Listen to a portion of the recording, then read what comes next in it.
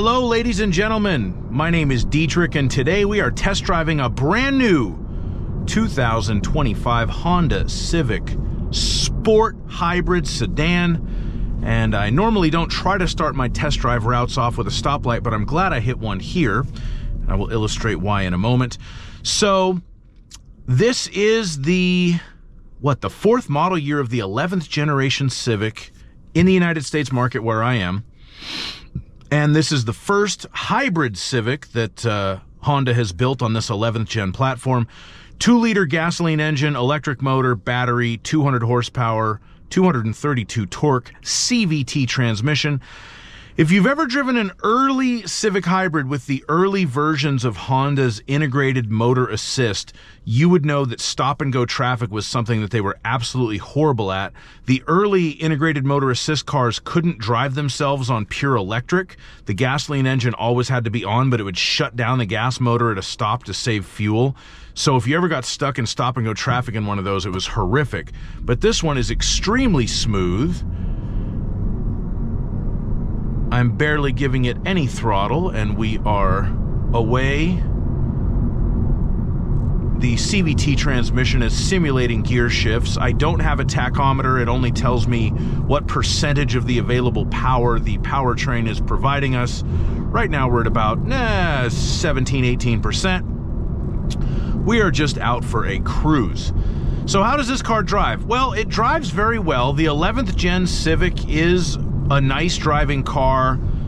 The handling, I would say, is above average for the class. I think that the Civics with the base 2-liter engine, non-hybrid, non-turbo, are horrifically slow. But of course the SIs and the Type Rs and now this hybrid all have good power. You know, obviously a Type R is tremendously fast. This car is reasonably fast, I think, for the class. I've done, actually, now that I think about it, I've tested a Civic Si that was a 2024, and I've done a 2022 Sport that had the 2-liter non-turbo engine and 158 horsepower in 2022. That car was horribly slow, and they've given it 8 less horsepower for 2025. So, good job, Honda. Good job. Let's see, let's give it the full beans. School bus went by in the other direction. See, it's not bad. It's pretty, you know, for merging onto the highway, for passing somebody, this hybrid does have good power for a commuter. It's rated at 47 on the highway and 50 in the city. Hybrids are rated higher in the city because the stop and go action helps them be more efficient by allowing them to run more on pure electric power and using some regenerative braking to recoup power when you're slowing down for a stop sign or a stoplight. So if you've ever wondered why a hybrid has a higher city MPG rating than a highway, when with most other cars it's the opposite, that's why. But the hybrid Civic, this hybrid Civic is so smooth that if someone really didn't know that much about cars, they just knew how to drive one and you threw them the key, they might not really realize that it was anything weird or different going on. Because it doesn't make itself obvious, and that's a good thing. The ride is composed, the seats are comfortable. Like this would be, and I'm sure that what a lot of people will use this car for is a commuter when they have a long commute with, you know, so they save gas because the hybrid gets really good mileage. And this would be excellent for that duty. If you could swing it, I would suggest upgrading to the Touring. I don't know if you can see the Apple CarPlay here, but the screen is like very small compared to a lot of modern cars for the Apple CarPlay. And in this base Civic Sport Hybrid, you do have to plug it in to use either Apple CarPlay or Android Auto. If you upgrade to the Touring, you get a bigger screen, and the CarPlay and the Android Auto are wireless. So that's probably a worthwhile upgrade for you there. And you get a nicer stereo and a few other little niceties. But just to drive, this is a nice car. For some reason, Honda has decided to only do the hybrids at least on the Civic and the CR-V in the Sport model. So you get the gloss black wheels, you get the gloss black mirror caps, you get the black trim around it. Whether you like it or not, I'm not really sure. I think there's a lot of hybrid buyers out there who would probably take a Civic LX hybrid if they could, and, you know, they'd be fine riding on 16-inch alloys with silver trim and not as nice cloth on the seats and no heat, you know what I mean? Like, there's some people out there who would just take a total base model of this. I'm not one of them, but I think it's weird that for the CR-V and for the Civic, Honda has decided, nope, it's sport only. You want one, you're getting the sports.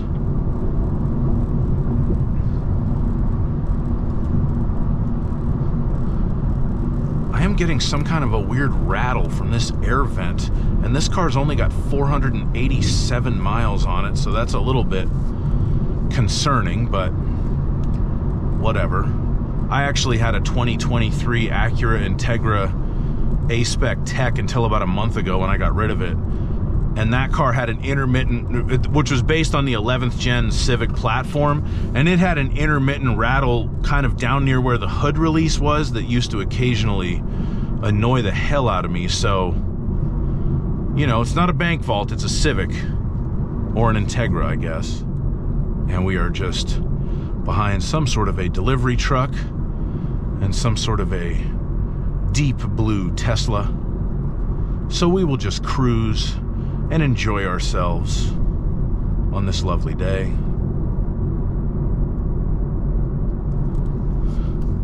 The buttons, like on the steering wheel and the knobs for the climate control, in my opinion, do feel pretty high quality. I like the interior layout in this car for the most part. Let's see.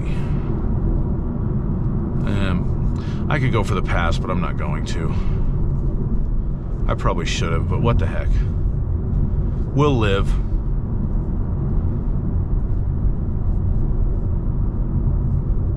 I feel like Honda has kind of lost their mojo in this day and age. Like, Honda came out with the very first hybrid in the US market. I think it was 98? It was either 98 or 99, the Honda Insight, which to me is still one of the prettiest cars ever sold. That two-seater, that teardrop shape with the faired-in rear wheels, I just love it. The technology at the time was mind-blowing. And then Toyota came out with the Prius, and then Honda came out with the Civic Hybrid, and then Toyota in the subsequent years just steamrolled Honda in the hybrid business. I mean, practically every car Toyota sells now, besides like a GR86 or a Supra, and technically those are Subarus and BMWs anyway, you can get as a hybrid. I can't think of any other current Toyota that's brand new on sale, besides the 2024 4Runner, which has already stopped production, that you can't get as a hybrid in Toyota world. And Honda has been building this car, you know, we're 4 years into the model cycle, 4 model years into it, and they just came out with a hybrid on the 11th gen Civic, when a hybrid Civic was like the second hybrid they ever came out with. They don't offer a single hybrid on their Acura line. How many hybrid Lexuses can you buy? All right, full power. See, when you do it like that, it doesn't feel like a hybrid at all, and it doesn't feel like a CVT at all. The simulated shifts are very convincing. The car's handling tightens up at speed. It feels good like this. You know, I guess that's kind of the sport in the name Sport Hybrid, is it does a passing resemblance of a sporty car. And it does feel nice to drive if you want to kind of hustle it on a back road. And it's relatively quick in a straight line for a car that can allegedly get 50 miles per gallon. Obviously, it's not as sharp as an SI and nowhere even in the same ballpark as a Type R.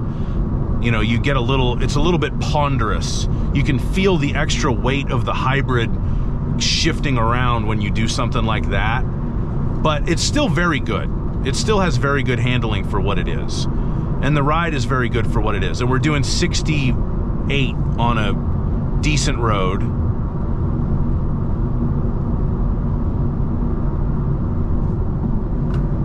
So there's a refinement check for you. You got a little bit of tire noise, really not that much, a little bit of wind noise, really not that much, and at a steady state cruise, pretty much no powertrain interference to speak of. The only time, sometimes when you're at a stop, because when you bring the car to a stop, it'll just kill the gasoline engine most of the time. But if it decides it needs to run it for like air conditioning purposes, or like to run the heater or to charge the hybrid battery, whatever the decision that it makes is, you really do notice it when the gas engine's on at a stop, and it doesn't seem, the gasoline engine at idle in this car does not feel or seem refined, and I can't decide if it's because it's really not that refined or if it's because you notice it, because most of the time when you're stopped in this car, it's not on. But I've been driving this for about 3 days, and I think I've decided it's that the engine is not that refined at idle. And I don't know what's up with that, because that was an issue that I did not notice in the 2022 Civic Sport that I test drove that just had the regular 2-liter gasoline engine. And it's also an issue I did not notice in my own Integra A-Spec Tech that had the 1.5-liter turbo. So I don't know if it's like a different cycle of engine for the hybrid or something, but it just, or if it idles at a little bit higher RPM to put out the electricity to charge the hybrid battery, something along those lines. But you notice it when you're stopped at a stoplight and the gasoline engine decides to turn on, like it's on.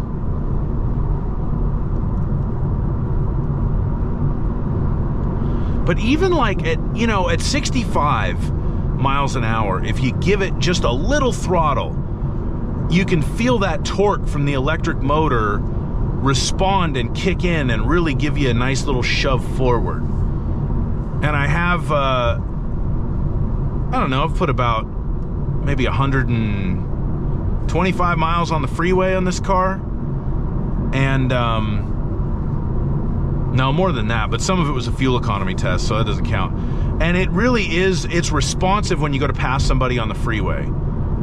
And that's something you don't get out of the standard Civic with the, I don't know what Honda was thinking, giving the base engines 8 less horsepower. They only have 150 horsepower now on the 2025 Civics. And then I guess they've discontinued the 1.5-liter turbo unless you get an SI. So you either get a regular Civic with 150 horsepower you can't catch herpes in that car, or you get the hybrid or an SI or a Type R. And quite frankly, I'd probably take the hybrid. If I wasn't gonna go all the way up to a Type R, because the Type R is a special car, but it's so different than this. It's almost insane that they're built on the same chassis. You know, if you're gonna buy a Type R, you're gonna buy a Type R. There's no really replacement for that.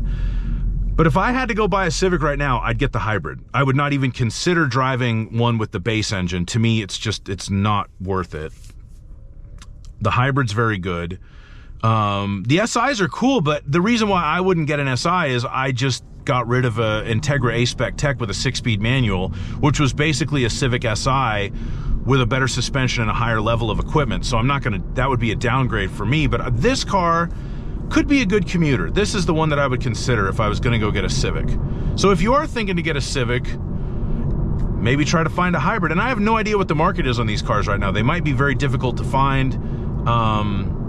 You know, there could be dealer markups on them. I don't actually know. I don't know what the market is. I haven't checked into that. I rented this one off of Turo to review it, and here I am reviewing it. And I did do a full review video, and I will put a link to that in the description. And yeah, other than that, I think that's pretty much all I have to say on my test drive of the 2025 Civic Sport Hybrid Sedan. If you have any comments for me, please put them in the comments. Please like my video and subscribe to my channel. And please, always drive safely. Bye-bye.